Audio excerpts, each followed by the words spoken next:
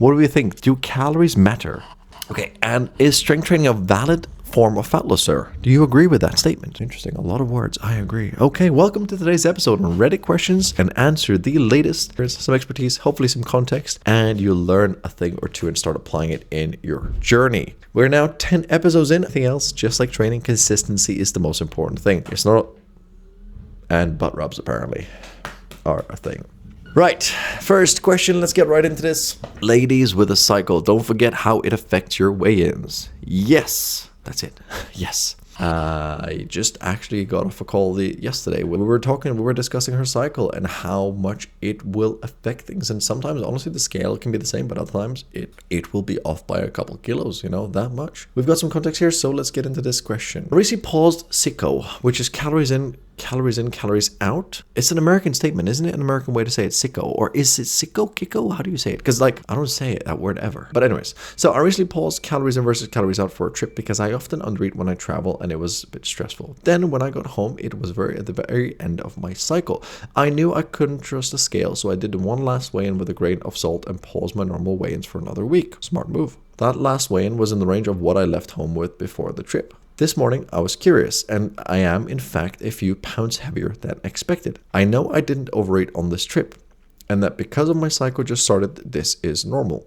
I am actively deciding not to react. The logic is there. This is normal and expected. Last time I hurt myself trying to lose weight by freaking out and changing things. But this time I have only one rule. No changes unless I see the issue for a whole month. And it's working out great. My stress over weight loss is so much lower now that I am forcing logic and pause.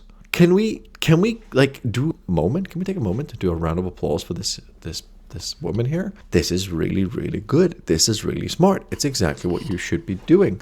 You are following logic, not emotion. You are sticking to the plan, to the system, not how you feel, because that is so common where women, even men, will step on the scale and let emotion influence your decisions. You will do something rash, you will cut calories, you will binge eat and create this vicious cycle that never ends. But when you start applying logic and you take a break like you did here, you start to see the results, you start to see the big picture. Now, if things do plateau for a month, like you mentioned, then yeah, of course, there's a bigger picture and there's a trend. But if it goes up for a day or two or a couple times in the week, probably not a pattern, more a one-off than anything else. So I guess it wasn't exactly a question, but a very, very good point by this Reddit user. Use your logic, not emotion.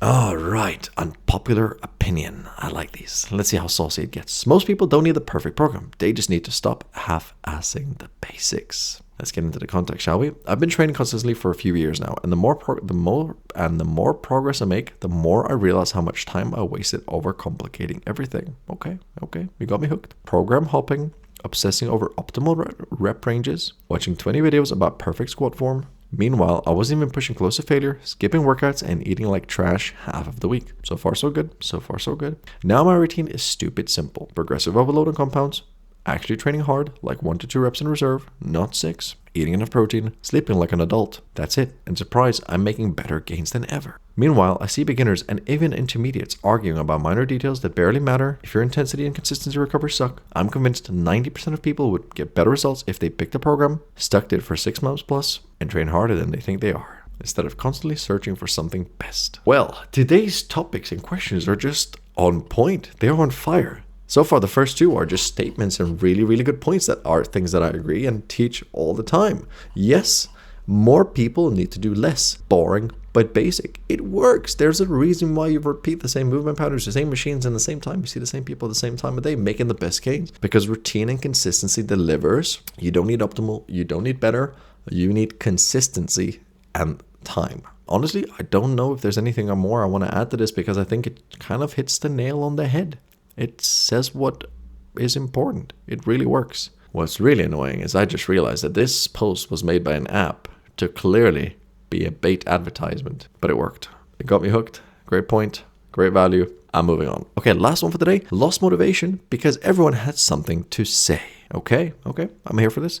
Sorry, this is a vent post. Fair enough. We're all allowed to vent. We need that sometimes. I've been walking 15k steps every day, and somehow everyone has an opinion about it. Apparently, walking is useless.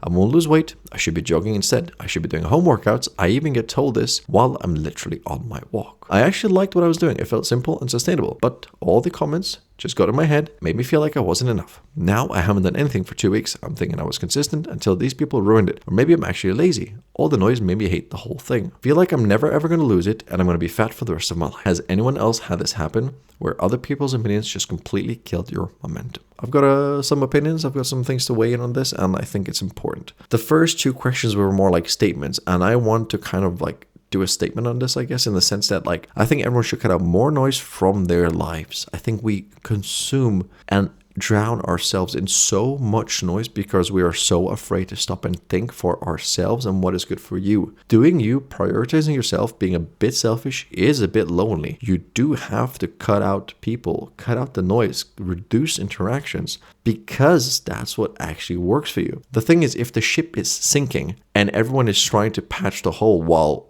the people that are trying, I'm going to try and come up with an analogy here, bear with me. Imagine a ship is sinking and everyone is going with it. You can choose to go with the ship, or you can bail out and find yourself a lifeboat. So if you go down with the ship, you're part of the crowd. But if you save yourself, you're alone in it. And that's how analogy works. It works in my head right now. Do you get what I'm saying? You have to separate yourself from the sheep, from the flock. God, it sounds like a motivational quote. But you do. You have to be lonely. You have to be boring. People will call you boring because you don't want to go out every weekend, or you choose the salads or the chicken or the better options because you don't want to drink all the time, because you're prioritizing yourself, your health, and your needs. If you did that for 3 months or 6 months, you'd actually see results instead of yo-yoing every other weekend. Like, I'm sorry to say it, but that's the problem. You should never, ever, ever let anyone's opinion influence you and dictate you what you want. What's really frustrating about this is someone who is actually doing something really good. 15K steps is an amazing achievement and is great for fat loss. It's sustainable and it's maintainable and it works. It's proven. It's low impact. It's great for the joints. It's great for your mental health, everything. The list goes on. So someone who's actively taken the choice to move and change their life, they get bullied and they get bullied into it and then they stop. Someone who's unhealthy, overweight, and obese will be walked around and treated like they're on glass and said, hey, maybe you shouldn't be so big. And then the person will freak out and then they'll make excuses. And that person who is unhealthy and overweight will be sugarcoated, while the person actively making the choice with their life is getting attacked. What is this? What kind of society? What kind of world do we live in? I don't like that. Anyways, that's my vent. To leave a like, hit the sub. I'm trying to get to 100 subscribers, please. I'll check you on the next episode. That's me for today. Over and out.